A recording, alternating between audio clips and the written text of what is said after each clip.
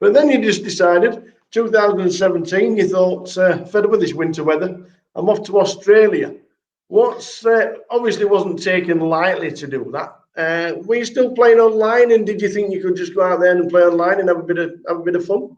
Yeah. So yeah, 2017. It's like 2017. I went to the Aussie Millions, as I do every January. I just love it over there. They have it's the height of summer over there in January. So, and they have the Australian Open tennis. I actually watched the Nadal against Federer final, and I was in Melbourne for the month of January, and then my friend had just split up with his girlfriend in Sydney, and she'd moved out. So I went to live with him for 2 or 3 months, and yeah, I was just grinding online, trying to sort of get myself prepared for the Millions Festival that was going to be at DTD in April time. Back over in the spring of 2017, the Party Poker Weekly Leaderboard. Yeah. Now, it's not only did you get the free seats, you obviously did well in the tournament as well while you were playing online. What did you do with the seats that you'd won? So basically, every week the top 10 players on the leaderboard for Party Poker got a £5,300 seat. So yeah. I was just going at it hammer and tongs. I was getting up, grind, yeah. Like 16 hours a day. And yeah, I managed to come in the top 10 in the world 5 out of 6 weeks. I don't think I could ever do that again if I tried. It was a remarkable like sort of streak that was on, but it was tough as well because to get the maximum points, these were the $100 tournaments. So it's the high leaderboard. So it's $100 tournaments, $200 tournaments, and $500 tournaments counted. And like the 500s, I was having to re-enter a couple of times. So you're looking at like $1,500 outlay just for one tournament. So yeah, it was pretty fortunate that obviously I did well as well off the tournaments. Had some of my greatest online scores. But yeah, they let me play the first one, the first £5,300 seat, and then they just gave me £20,000 in credit for the other ones. So yeah, it was an amazing haul, and that's what really I think that was the first time that I really sort of got into the whole leaderboard thing. Just incredible. You just end up with $5,300 seats, just like yeah, just what to do with these? Yeah. January 2018, you won the 25-25 Bolton, 228 entries. You chopped it 3 ways for 10,000. What is it about these 25-25s that you like? You seem to do really. Oh no! Well, this is, you're about to hear something really interesting because me and my friend Pixie, we used to go and play all of them when we'd travel all over the Northwest. And for about 1 or 2 years, neither of us could make a day 2 in them. Never mind cashing them. We couldn't make a day 2, and it was really weird. It was like the last hand of the night, we'd get it all in with queens against ace, like 8 kings against ace queen, and they'd find an ace or something. It was remarkable and we were sort of like, we can't do anything in these 25. Should we stop playing then? And then yeah, that was the first one that I won. I'm trying to think back to how the tournament went in that 2018. Oh yeah. I don't know. We definitely used to struggle with them though. And it was only really last year that I sort of really got to grips with how to play them, to be honest. Yeah. In October the same year, the Millions in the United Kingdom, the main event, 1,015 entries. You finished 35th for 20,000. Andy both finished 45th for 17,500. So it must have been a tough field. Yeah, Andy was actually on my table on day 3 and day 4, I think. Yeah, that's that. I mean, that's really what I play poker for, to be honest. Like to be deep in those tournaments, day 3, day 4, where you can win £1 million. That's where the excitement comes from, and that's definitely where the excitement comes from. These 5K events with 1,000 runners, they've got to be feels like an EPT, haven't they?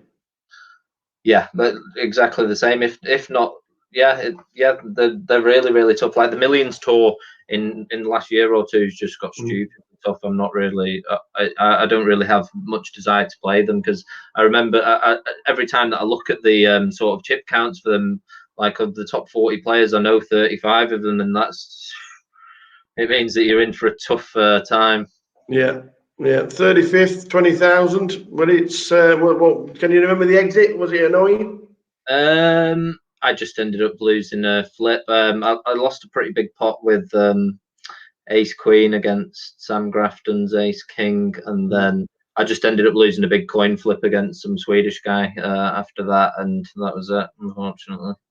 Well, back in the winter, you went back to Australia for the summer and played some live poker out there, cashing 6 times for just over 28,000. What's the poker like in Australia? What's the recreational stuff like? Oh, it's brilliant. I really like it there. I think we're a little bit more advanced than them poker wise. And yeah, the Aussie Millions in particular is just an amazing, you'll not hear a bad word about that festival from anyone who goes there. It's everyone's favorite stop. Obviously, being the height of summer and stuff when it's cold and wet in England is appealing as well. Well, not only Australia, but 2019 in the January, you went to South Korea, and they've took you to their hearts because you've got a nickname out there. What was it? Mr. Champion. You had 2 firsts and 2 thirds in 3 days. Yeah, it was that was just absolutely insane. I got there. So basically, what the deal was, I was living in Australia for 6 months that winter, from October time until March. So if you've got a tourist visa, you have to leave after 3 months, but you can just leave and come back in. So I was thinking, I'm going to have to leave. What should I do? I could go to Tokyo in Japan for a few days, or I could go to Bali for a few days. I thought, well, I'll have a look on the Hendon Mob, actually, see if there's any tournaments. So I went on the Hendon Mob, and it's the Japanese High Roller Series in South Korea. So yeah, about 30 minutes later, my flights were booked, and I was off. And yeah, I got there for the first night, and I was planning to play the Super High Roller, and it didn't actually start. So I jumped in a bounty tournament, and this bounty tournament was bizarre. I think it was about a 1,300 buy-in, where only 300 went to the prize pool, and 1,000 was the bounty. So it's just it was completely unheard of. I'd never seen anything like this on all the websites that I played on online. But yeah, it was absolutely crazy. So like there was a hand early on where like someone who I only had slightly covered moved all in, and I did the maths, and like I just had to go with it with pocket 3s. He ended up having pocket 8s, so I hit a 3, and then I just had all the chips then, and just bounty, and I ended up winning that tournament. I think it was like 12,000 or something, including the bounties. And by this time, the Super High Roller had started. So there was 1 level left of the day though, so I jumped in the Super High Roller to play the last level of the day, and then we bagged up and then come back the next day for day 2 of the Super High Roller. Ended up coming 3rd in that one. That was good for about 25,000 or 20,000 or something. And then the next event that I played was another bounty tournament, and I ended up winning that. And then all the staff were going crazy at this point. They're like, "Mr. Champion, Mr. Champion." And then yeah, the next day after that, I played another event and came 3rd in that. So it was just a remarkable heat. It was a good few days over there, and yeah, I really liked it over there. Actually, I went to the Incheon, was the local city, and it was a bit like going into the future. It's a cool place to visit. Australia, South Korea, and then straight back to the UK with a bang. Finally in the GUKPT in Manchester and finishing 2nd to Ben Marigeds. You chopped the tournament for 70,000. I think that was an exactly straight chop, wasn't it? Yeah, I think what we did was, yeah, we just did an ICM chop for the money. It was pretty much the same, and then we just did an all-in flip for the trophy.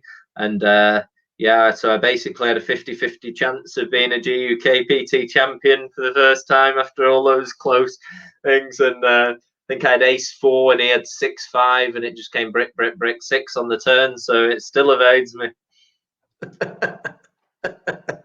Well, the trophy cabinet will eventually get full, I'm sure. Don't flip for the next one. When you get heads up, just take a little bit of time trying to win that trophy. Yeah. But in July, the World Series, the 1500 PLO, you chip leader when we go to Vegas. You're 60 left, but unfortunately, you finished 52nd. We were reading the updates, and it sounded like you were just bashing everybody up, especially Daniel Negreanu. Yeah, Negreanu. It was a really funny one, that, because I'd say PLO tournament's my strongest game. And yeah, like I ended up making a couple of plays against Negreanu, and he was like, wow. And yeah, I had Connor Drynan on my right as well. He's a really, really good player. And yeah, I ended up making this fold with ace king king jack in a hand, in a spot where you're not really meant to fold, and Negreanu turns over the aces, and he was like, wow, and he had his vlog out and everything.